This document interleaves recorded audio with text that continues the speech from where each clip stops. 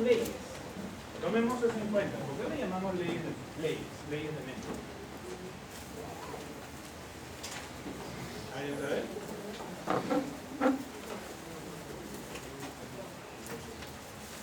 ¿Por qué se les llama leyes?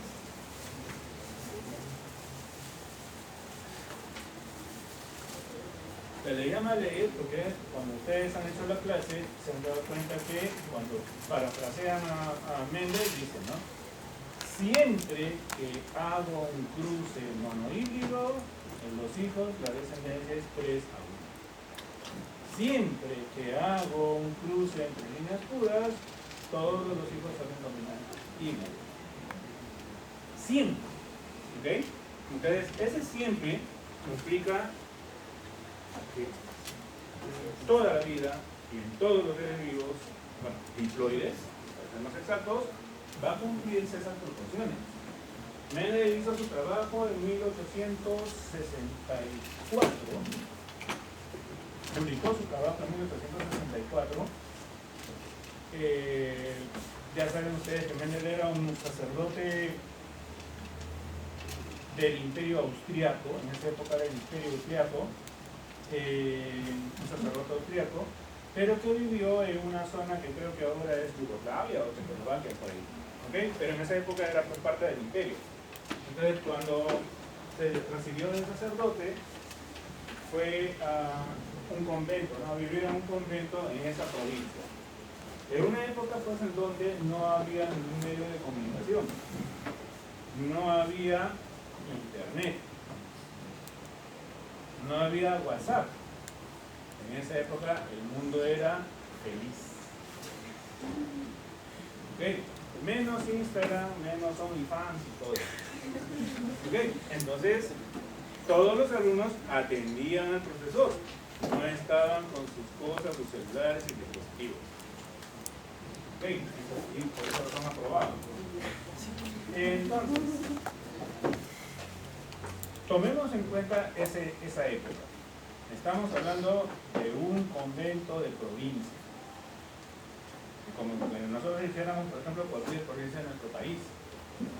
En una época en donde no había automóviles, no había, vuelvo a decir, internet, teléfono ni nada, la comunicación se hacía simplemente por carta. Ni siquiera había telégrafo, ¿okay? Eran por carta. Entonces, uno agarraba, escribía una carta, todo lo que tenía que escribir, lo ponía en un sobre, se lo daba al cartero y el cartero agarraba su caballo y se iba. Evidentemente, cuando llegaba la carta al destinatario, pasaban días, semanas o meses incluso. ¿Ok? Entonces, siempre estando en el mismo imperio. Consideremos eso, ¿por qué? Porque eso me retrata a un individuo que está viviendo totalmente aislado del mundo.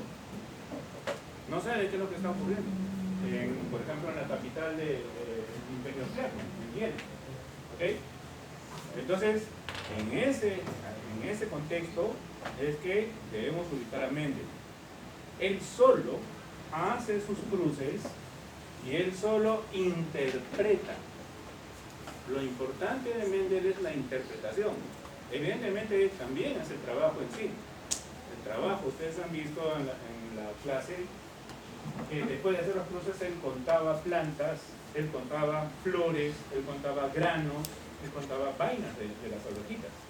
¿Cuántas vainas eran verdes? ¿Cuántas vainas eran amarillas? ¿Cuántas flores moradas? Imagínense ustedes hacer ese trabajo. Para tener un resultado matemático, eso no era cruzar una planta con otra plantita, nada más. Era cruzar por lo menos 20 plantas. Y 20 plantas de cada tipo. Mendel reconoce 14 rasgos diferentes. Esos rasgos eran agrupados en en 7 caracteres. Cada carácter tenía 2 variaciones, 2 rasgos contrastantes. Color de flor, flores moradas, flores blancas. Color de la semilla, semillas amarillas, semillas verdes. ¿Ok? Entonces, hay que ver todo un trabajón. Es un trabajón, no es una cuestión de meses. Se calcula porque Mendel debe haber pasado 3 años de su vida cultivando plantas, haciendo cruces y contando toda la descendencia. 3 años de su vida con alverjitas. Uno trabaja así y nunca más va a querer comer alverjitas por nada del mundo. ¿Ok? Entonces, en ese contexto es que debemos ponerlo. ¿Ok? ¿Por qué? Porque de esa manera podemos demostrar la genialidad de Mendel, la inteligencia de Mendel. Mendel en realidad era un individuo, vuelvo a decir, ¿no? Ya era considerado como un genio. ¿De acuerdo? Era un buen matemático, un gran matemático. Por esa razón es que él entra al convento, o sea, entra a la orden sacerdotal, porque para esa época la única forma que podía llegar a la universidad una persona era o bien porque tenía un padre muy acaudalado, o bien porque sus padres eran de la nobleza, príncipes, condes, marqueses y todas esas cosas, o bien eran sacerdotes, los únicos que podían llegar a la universidad. Como él era pobre, lo ponen de sacerdote para que de esa manera él pueda seguir desarrollando su inteligencia. ¿Ok? Entonces él elige eso. Ese es el contexto. Ahora, vamos a ver por qué son leyes. ¿Cuál es el fundamento en sí? El fundamento en sí del trabajo de la herencia mendeliana tiene que ver con dos fenómenos que ustedes han estudiado en las dos primeras semanas de clase. Son fenómenos celulares. Uno de ellos es la mitosis, la meiosis. Consideren, la división celular. Las divisiones celulares deben garantizar que la información genética se distribuya a las células hijas exactamente de manera igual. En la mitosis tenemos dos células hijas que son literalmente iguales, letra por letra del ADN. Son clones, ¿ok? La mitosis es una división clonal, por esa razón se dice. La meiosis. En la meiosis también yo voy a tener, en teoría debo tener 4 células hijas, ¿no? En una célula meiótica, hablando en forma general, claro que en el ovocito no es así, ¿no? Pero en forma general tenemos 4 células hijas, y esas 4 células hijas, si bien es cierto, no son idénticas, letra por letra, pero deben tener exactamente la misma cantidad de información. Deben tener todos los genes. Una copia de cada gen, ¿no? Los gametos. ¿De acuerdo? Entonces, si yo hablo de la meiosis, ¿cuál es la fase más importante de la meiosis? ¿Cuál es el fenómeno más importante de la meiosis? ¿El entrecruzamiento? ¿El crossing over? ¿La disyunción? Son dos fenómenos, ¿no? Son los dos fenómenos que ustedes han estudiado, ¿cierto? La disyunción, la separación de cromosomas homólogos o la separación de cromátidas hermanas. Para la genética, para nuestra genética, la base más importante va a ser la anafase 1, la disyunción, la separación de cromosomas homólogos en anafase 1. ¿Ok? Eso es lo más importante. No, que el crossing over hace variabilidad genética. No, señor. El crossing over hace algo más de variabilidad genética. La meiosis de por sí nos genera variabilidad genética. Tomemos eso en cuenta. La meiosis, la anafase 1, de por sí es la base de la variabilidad genética. Tenemos dos cromosomas. Si el individuo es heterocigote, entonces en un cromosoma tenemos el alelo dominante, en el otro cromosoma tenemos el alelo recesivo. Se supone que en anafase 1 se separan los cromosomas homólogos, ¿cierto? Al 50% de células. Al 50%. Tomemos el 50%. ¿Ok? Pero yo estoy hablando de un solo cromosoma homólogo, no de un solo cromosoma. Pero los seres humanos tenemos 23 pares de cromosomas. En anafase 1, los 23 pares de cromosomas se separan. Puede tener 23. Pero la pregunta que les hago es, ¿los 23 pares que me heredó mi papá se irán a la izquierda y los 23 pares de mi mamá se irán a la derecha? ¿Será así la disyunción? ¿O será aleatorio? El cromosoma 1 de mi papá puede estar migrando hacia el mismo polo con el cromosoma 2 de mi mamá, el cromosoma 3 de mi mamá y el cromosoma 4 de mi papá. Cualquier combinación. Si nos damos cuenta de eso, entonces, si tenemos 23 cromosomas, un varón estaría generando 2 elevado a la 23 gametos diferentes, con todas las posibles combinaciones de cromosomas paterno-materno. 2 elevado a la 23. Y 2 elevado a la 23 es más de 8 millones, si es que no me equivoco. 8 o 4 millones. Sería bueno que ustedes lo verifiquen. ¿Ok? 8 millones solamente por meiosis. Suficiente mezcla para poder combinar todos los alelos de todos los genes. Ahí está la variabilidad genética. Eso me explica por qué razón, ¿se acuerdan de la primera lámina de la primera diapositiva de la clase de esta semana? Nos pusieron a los Jonas Brothers. Yo hubiera buscado otro grupo de hermanos que sean más diferentes, ¿no? Porque la pregunta era, ¿por qué razón los hermanos de padre y madre pueden ser diferentes entre sí? Uno puede ser alto, otro puede ser bajo. Uno puede tener pelo rizado, el otro puede tener pelo lacio. Algunas veces son totalmente diferentes. Mi hermana es totalmente diferente que yo. Por ejemplo, en cuanto a características físicas. Pero si somos de padre y madre iguales. ¿De acuerdo? Ese es un punto entonces. La anafase 1 también que me va a dar. Acá están las 3 problemas. Acá están las 3. ¿Tiene la computadora? La anafase 1 entonces me va a permitir generar, vuelvo a decir, que el 50% de gametos tenga un alelo dominante y el 50% de gametos tenga un alelo recesivo. Si es que yo estoy trabajando con un solo gen. 50-50. ¿Cuántos espermatozoides produce el ser humano? Perdón, el varón, en promedio, por mililitro. Esa es pregunta de entrada para residentado y para internado. Los profesores ahí les van a hacer esa pregunta así directamente. ¿Cuántos espermatozoides produce un varón en promedio por mililitro de semen? 100.000. 10 millones. 5. ¿Cuánto creen? Deben haber visto eso. 10 millones no les sirve ni siquiera para saludar. 10 millones es oligospermia. Bueno, oligospermia en realidad 5 millones, pero 10 millones igualito. Problema de fertilidad. El varón en promedio debe estar liberando 30 millones de espermatozoides por mililitro de semen. ¿Ok? En promedio, ¿no? 30 millones. Si el varón es heterocigote, 15 millones de espermatozoides tiene el alelo dominante, 15 millones de espermatozoides tiene el alelo recesivo. Segregación. ¿Ok? Ese mecanismo se da, siempre se va a dar, mitad. Ahí está pues, la ley de la segregación. Se separan los alelos. ¿Ok? Y si hay 15 millones, ¿quién participa en la fecundación? Los dominantes tienen más probabilidad de fecundar que los recesivos. Las mujeres liberan un ovocito dominante los meses pares y un ovocito recesivo los meses impares. O del ovario derecho salen los ovocitos pares, perdón, ¿sí?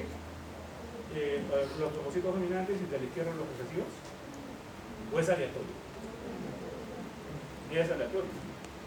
15 millones. ¿Quién va a fecundar? Cualquiera.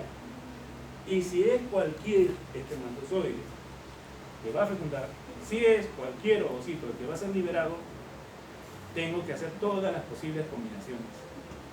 Por eso hago un cuadro de medio. Ahí están, señores. Anafase 1, segregación, fecundación, la cuadro de Punnett, fecundación, distribución independiente. Por esa razón es que las leyes de Mendel siempre se van. ¿Ok? Bien, ahora sí, me lo dejo con la profesora que me está mirando feo.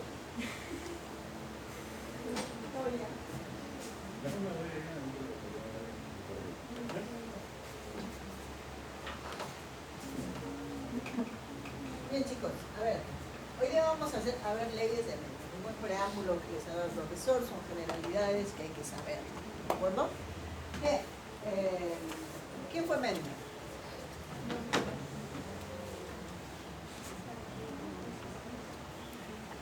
Pero, un segundo, se han quedado en blanco un poco, ¿no? Quería saber si el profesor ha hecho una aclaración con la clase pasada del examen con la molécula de ADN. No, ¿verdad? Eso porque va, dime.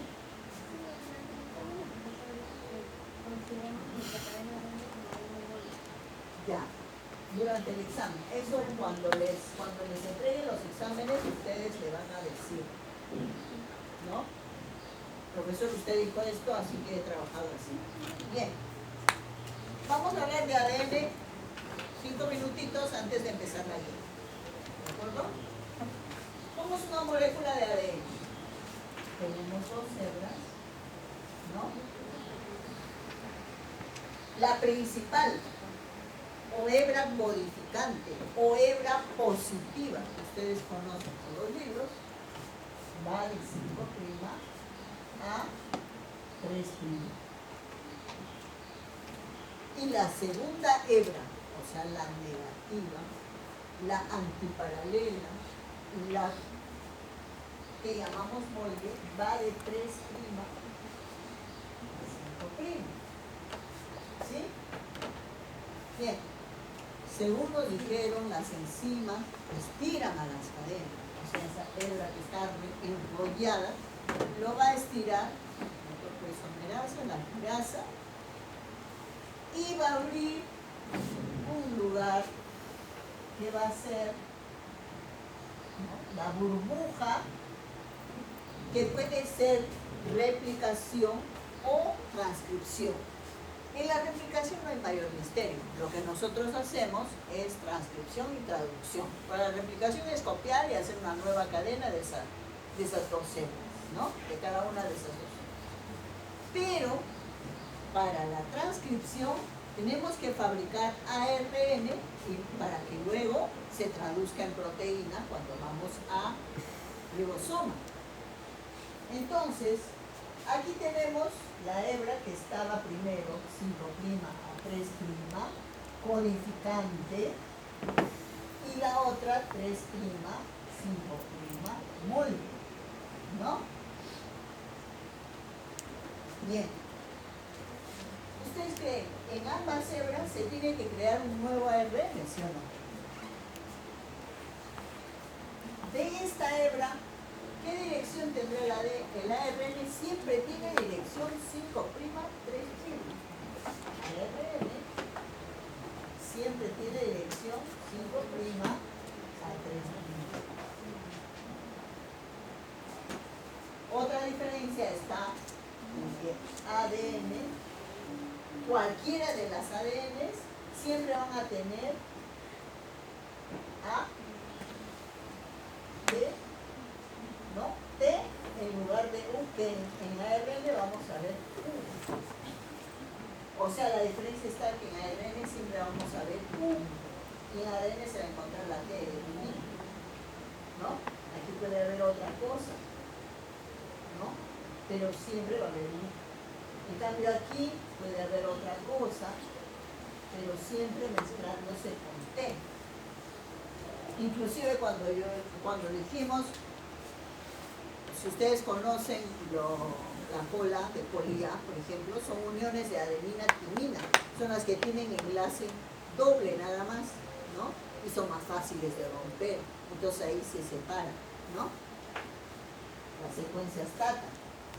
Entonces, que quede claro esto, ARN siempre va en esta dirección, mientras que ADN tiene en las otras direcciones. Entonces, para sacar esta dirección de ARN en esta hebra, ¿dónde se haría la transcripción? De aquí para aquí. ¿De acuerdo? Esta entonces se va a ir organizando como 5' y el resto de... Si aquí tenemos adenina, aquí va a ser, ¿qué cosa? Uracilo. Si aquí tenemos citosina, va a ser guanina. Si aquí tenemos guanina, va a ser citosina, y etcétera, ¿no? En cambio, esta hebra va a tener otra ARN de aquí para aquí, que va a ser 5'. Y si aquí tenemos uracilo, aquí va a ser adenina, citosina, guanina, guanina, citosina, etc. Esta cadena es igual que esta. No, ¿verdad? Porque yo estoy viendo es AGC, UGC, es totalmente diferente. Entonces, una cadena así, muda, siempre empieza ¿en qué dirección? Siempre tiene ¿qué dirección? 5' a 3'. Ustedes si lo ven en libros, en cualquier cosa que vean, siempre están hablando de la cadena principal, la cadena codificante, 5' a 3'. Que te vaya a servir como molde, que te vaya a servir para lo que sea, ¿no? La tienes que considerar primero así. Si te dice que es molde y no te ha dado las direcciones, la tienes que trabajar de derecha a izquierda. ¿Sí? ¿Alguna pregunta ahí? ¿Queda claro? Dime.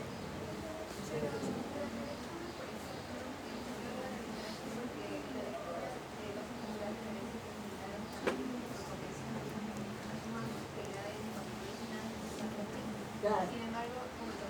Es que el doctor no había leído bien. Yo sé que no había leído bien, porque yo al ver esa pregunta, al calificar esa pregunta, yo veo que sí está bien hecha, sino que el profesor no la leyó bien, y más ustedes preguntan una cosa tan obvia.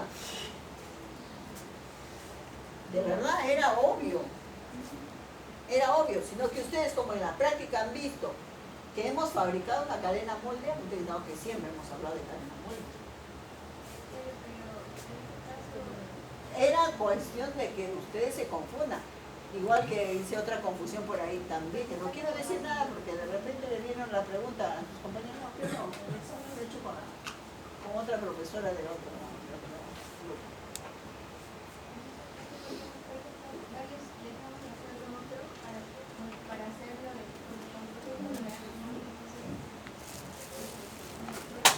No, si les dijo claro el profe, pues tiene que calificar como dijo él.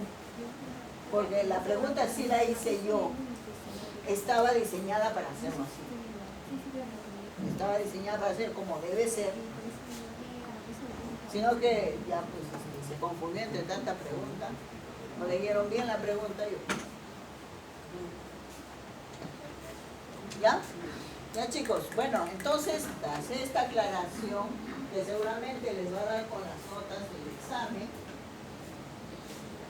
el profe se ha ido a terminar de corregir los exámenes. Vamos a hacer ahora medio. Bien, todos están organizados en grupos de 3, ¿verdad? ¿Sí? ¿Se han sentado en grupos de 3? En sus grupos de trabajo de toda la vida, de la eternidad. Bien, decía quién fue Mendel. Mendel fue matemático, fue curioso, fue naturalista, porque en ese tiempo no se les llamaba biólogos a los naturalistas. ¿No? Una carrera que a veces sobrevive por la importancia de los cursos básicos, ¿no? Bien, pero se dio el boom de las plantas ornamentales en ese tiempo. Plantas ornamentales que ustedes deben conocer por las abuelas, y además porque entran al edificio y hace bonito ver, ¿no? Plantas. Los hacen también artificiales. Entonces, un llamaplata, por ejemplo, una abuela sabe que un llamaplata puede crecer en interiores. Hay plantas que no pueden crecer en interiores, esa que ves ahí, ¿no? En interior se muere porque necesita mucha luz natural. En cambio, si a una llamaplata la pones al sol, tienes que ponerle también en un sitio que no sea muy soleado. Entonces, todas esas plantas, por su belleza y características, pues se había dado el boom de la ciencia. Entonces Mendel también tenía su huerto, ¿no?, en el convento, y quería separar, y se dio cuenta en sus cultivos las diferencias. De la misma especie tengo alto, bajo. Estas alverjitas a mí me gustan lisas, redonditas, y me salen apachurradas y aplastadas, que las hay también, ¿no? Cuestan menos en el mercado. Entonces, él vio 7 diferencias notables. Redondo, lo opuesto rugoso. Amarillo, lo opuesto verde. Cubierta blanca, cubierta gris. Vaina hinchada, vaina porcina. Vaina verde, vaina amarilla. Flor axial, flor terminal. Vio todas esas diferencias y quiso comparar. Pero antes de comparar, ¿qué hago yo? Lo vuelvo puro. ¿Y cómo lo vuelvo puro? Por ejemplo, supongamos que tenemos perritos que son como vaca, blanco con negro, o son blanquitos con pequeñas manchitas, o son negritos con negritos puros. Pero yo quiero tener blanco puro y negro puro. ¿Qué cosa? Agarro una perra negra y una perra blanca para que tenga negritos. Puede ser que salga algún blanquito por ahí, alguno con manchitas. Vuelvo a agarrar negrito con negrito hasta que me salga solo negrito. Entonces ahí considero que ya es negro total. Así hago negros.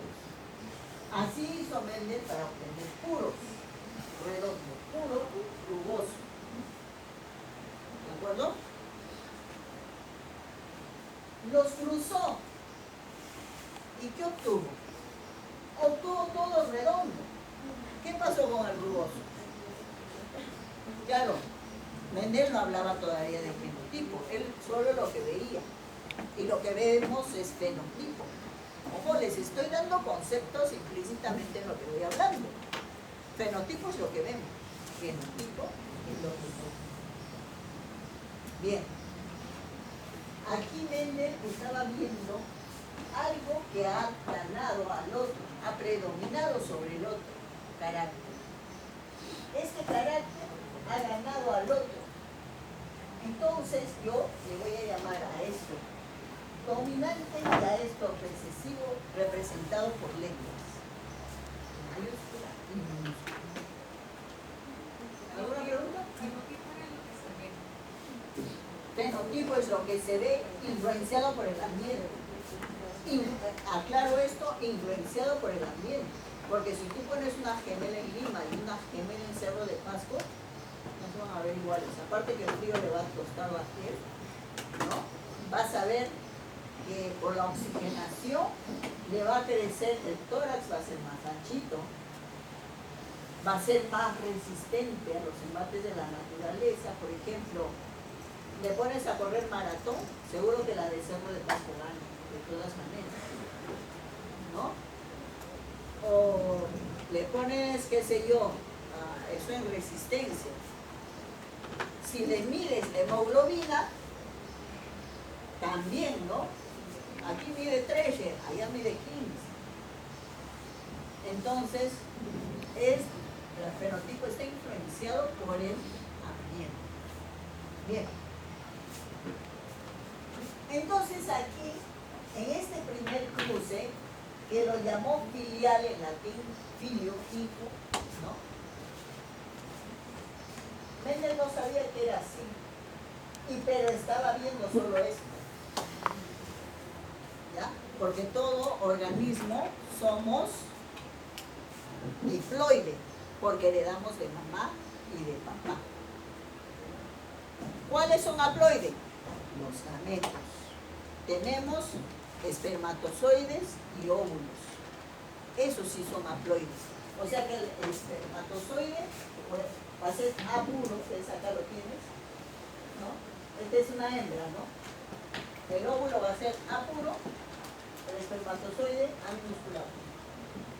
Cualquiera de los dos. Entonces, aquí cuando le salió esto, como le salieron todos iguales, le llamó ley de la uniformidad. primera ley, ¿no? Primera ley. Bien, pero ¿qué hizo Mendel? No se quedó conforme con eso, porque claro, en el resto, en lo que estaba creciendo salvajemente, sin sus cuidados, seguían creciendo mezclados redondos con rugosos, amarillos con verdes, seguía todo mezclado. Volvió a cruzar. Para obtener esto, cruzó esto con esto. O sea, ¿qué está haciendo? Está mezclando esto con esto. Y de esos dos, ¿qué cosa se va a obtener? Como los gametos son uno de cada, este uno, cruzado con este uno, va a salir así. Este uno, cruzado con este otro, va a salir así. Este de aquí, cruzado con este, va a salir así. Este, cruzado con este, va a salir así. Este y este son iguales, ¿no? El orden de los factores, el producto, es lo que el producto significa. Bien, Mendel entonces estaba viendo esto dominante, esto dominante, esto dominante. Tres dominantes y un recesivo. Pero ahora sabemos que esto era 1 homocigote, 2 heterocigote y 1 homocigote recesivo. Y a esto le vamos a llamar fenotipos. A esto, que todos se ven igual, se va a llamar fenotipo. ¿Y cómo lo demostró Mendel? Montando sus alergias. Entonces ustedes me van a ayudar a sacar las proporciones de esto con esto con esto. ¿De acuerdo? Dividiendo. Chicos, desde ahora les digo agarrar una calculadora, ponerle una cuerda y atarse al cuello, porque en las próximas clases todos vamos a trabajar con calculadora. En los exámenes, sobre todo, nadie presta calculadoras y no se trabaja ni se tocan celulares. ¿Ya? Entonces ya está. Sacamos calculadora y dividimos. Esto entre esto y esto entre esto. Eso sería la proporción. ¿Cuánto sale? 5.474 entre 1.850. Hoy sí pueden usar celular.